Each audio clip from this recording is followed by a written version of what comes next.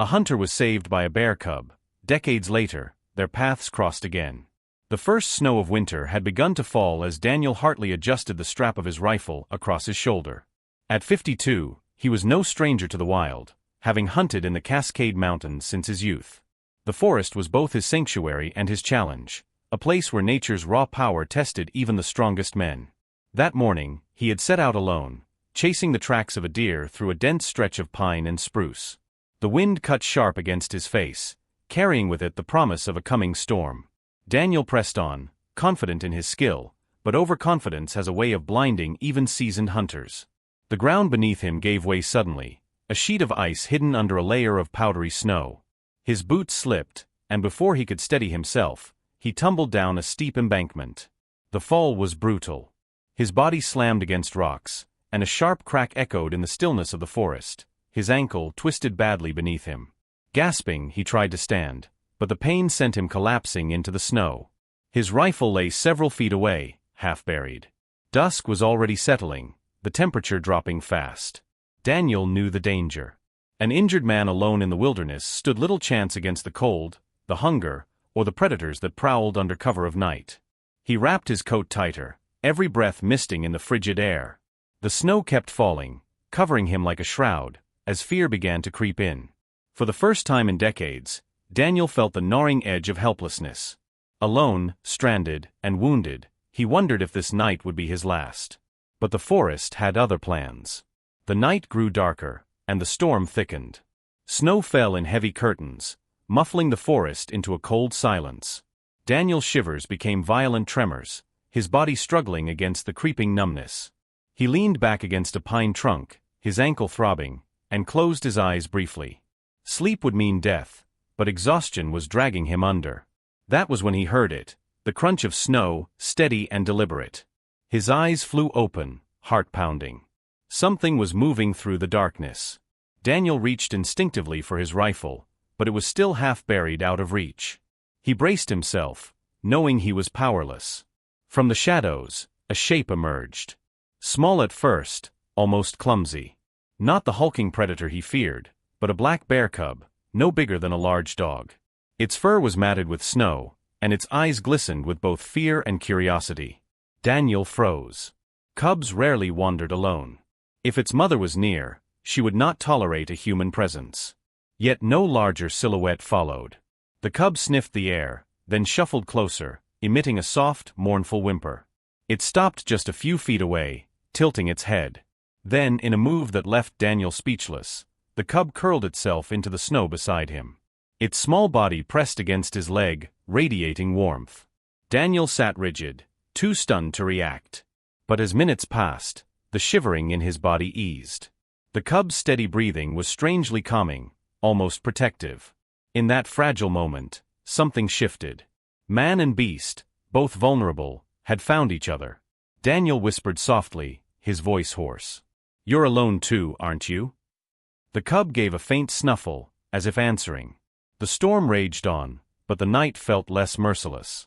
Wrapped in the warmth of the orphaned creature, Daniel realized he might survive this after all. The forest, in its mysterious way, had given him an unlikely savior. By morning, the storm had eased, leaving the forest blanketed in a heavy quilt of snow. Daniel awoke stiff and sore, his ankle throbbing, but he was alive. That in itself felt like a miracle. Beside him, the cub stirred, stretching its small limbs before nuzzling the ground in search of food. Daniel studied it carefully in the pale light. The cub's ribs showed faintly beneath its fur. It had been struggling to survive as much as he had. Most likely, its mother had been killed by poachers or predators, leaving it to fend for itself. He felt a pang of pity. In the wild, an orphaned cub rarely lived long. Grimacing, Daniel reached into his pack. He had only a few strips of dried venison left. Survival instinct screamed at him to ration it, but as the cub let out a pitiful whine, he tore a piece in half and placed it in the snow. The cub devoured it hungrily, then looked back at him with bright, trusting eyes. For days, they lingered near the river valley, forging a strange companionship. Daniel fashioned a crude splint for his ankle and leaned on a branch for balance. The cub followed closely, almost guarding him. Together they avoided prowling wolves and shared what little food Daniel could find: scraps of dried meat, berries buried under the snow, and the occasional fish from a half-frozen stream. At night, the cub nestled beside him, its warmth keeping frostbite at bay. Daniel often spoke aloud to it, his voice echoing softly in the lonely forest. "You shouldn't be here," he would murmur. "But maybe neither should I." The cub would blink, tilt its head, and huff gently, as though it understood. Daniel had entered the mountains as a hunter, but each passing day with the cub chipped away at that identity. Out here, he was no predator, no master of the wild. He was simply another soul struggling to survive, and the cub was his partner in that fight. Together, man and bear began to carve a fragile existence from the unforgiving winter. Weeks passed, and Daniel's ankle, though still weak, began to heal. He could limp steadily now, no longer entirely dependent on his makeshift crutch. The forest, however, was still as merciless as ever. Food grew scarcer, and the cub, once small and fragile, was steadily gaining strength. Its paws left deeper prints in the snow, its playful nudges carried more force. Daniel knew what this meant. The cub was growing, and with growth came instinct. It would need to fend for itself soon. No matter how much he wanted to keep it close, the wilderness would not allow such bonds to last. One crisp morning, Daniel paused at the edge of a sheltered valley. Below lay a stream, evergreen trees heavy with snow, and rocky outcrops that offered protection. It was, he realized, a safe place for the cub to live. He leaned against a tree, watching as the young bear bounded clumsily after a raven, growling in frustration when it took flight. The sight made him smile, but also filled him with a deep ache. He crouched down and spoke quietly, his voice heavy with emotion. "You saved me. More than you'll ever know. But this is where we part." The cub sniffed at his coat, tugging gently as if sensing the shift. Daniel's throat tightened. He placed his last strip of dried meat in the snow, then stepped back. The cub ate it, then looked up at him one final time. Daniel turned away, forcing himself not to linger.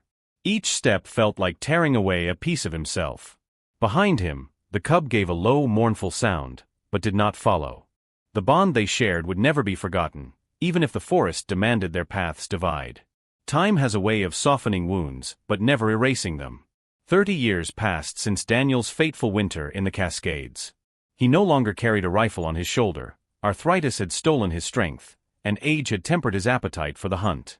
Now, in his small cabin at the forest's edge, he spent his days carving wood, tending his fire, and staring at the mountains that had once nearly claimed his life. Locals knew him as a recluse.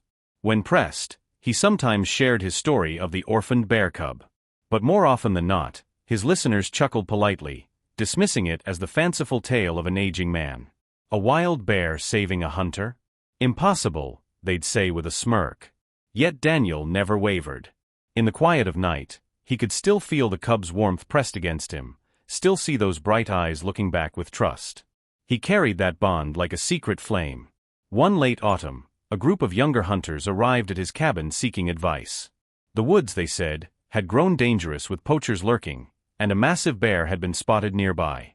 Their words stirred something deep within Daniel, a mix of dread and hope. That evening, he hobbled to the porch with his cane and gazed at the treeline. The forest was changing, men taking more than it could give. But something inside him whispered that the wild had not forgotten him. As the wind rustled through the pines, Daniel felt the pull of fate. He knew his days of venturing deep into the mountains were over. Yet somehow, he sensed the story he had carried for so long was not finished. The forest, he believed, still had one more chapter left for him. The first gunshot shattered the stillness of the forest. Daniel, seated by his cabin fire, stiffened as echoes rolled through the valley. Poachers. He knew the sound all too well. Despite his age and aching joints, he grabbed his cane and limped outside, heart hammering. The mountain he had once roamed was under siege. Another shot rang out, followed by the frantic cries of an animal. Daniel's chest tightened. Without thinking, he hobbled toward the sound, his breath ragged in the crisp air. Branches clawed at him as he pushed deeper into the woods, guided only by instinct. In a clearing ahead, he saw them, two poachers raising rifles at a massive brown bear. The animal's fur was scarred, its eyes burning with a fierce intelligence. It roared, lunging forward, scattering the men. One dropped his weapon and fled, the other aimed again. "No!" Daniel shouted, his voice breaking. But before the rifle fired, the bear charged, knocking the weapon aside with a terrifying swipe. The poacher stumbled back, terrified, and disappeared into the trees. Now, only Daniel and the bear remained. The creature turned toward him, its towering frame lit by shafts of fading sunlight. For a moment, Daniel's breath caught. He should have been afraid, but he wasn't. Those eyes. Amber, sharp, and familiar. His cane slipped from his hand as tears blurred his vision. "It's you," he whispered. The bear stood still, its chest heaving. Slowly, it lowered its head, just as the cub once had decades ago. Daniel's heart swelled. This was no chance encounter. It was the bond of survival, remembered and carried across time. The forest was silent, save for Daniel's trembling voice. "You saved me once, and now again." The bear gave a deep rumbling growl, not of threat, but of recognition, before disappearing into the woods. Daniel remained in the clearing, tears streaking his weathered face. His story had never been legend. It had always been truth. And now, at last, he had proof that some bonds are never broken. And so, in the silence of the mountains, a bond once forged in survival proved stronger than time itself. True kindness leaves an imprint that never fades. Even in the wild, compassion creates bonds that can outlast decades, reminding us that loyalty, once given, is never forgotten.